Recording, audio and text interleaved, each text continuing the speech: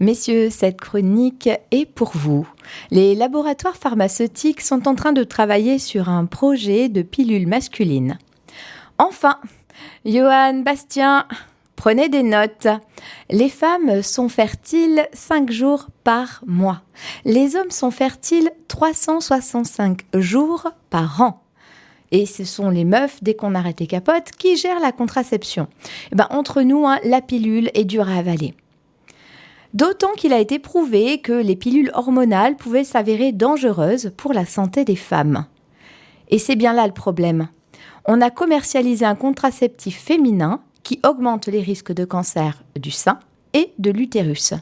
Alors que depuis des années, les laboratoires ont bloqué la commercialisation d'une pilule, d'un contraceptif masculin hormonal parce qu'il pouvait avoir des conséquences sur la santé des hommes.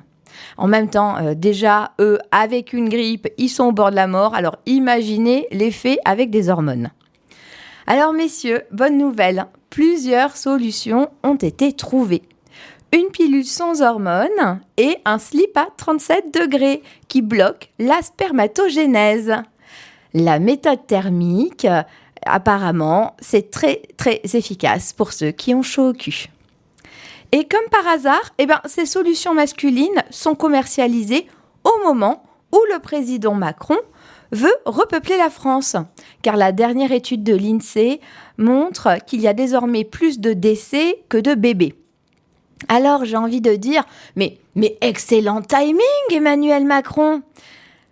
En ce moment, on a des pilules contraceptives masculines qui arrivent sur le marché. Au moment où il faut un renforcement démographique, effectivement, si la charge mentale de la contraception devient masculine, à coup sûr, sans vouloir être taquine, il y aura certainement plus de bébés à Noël cette année.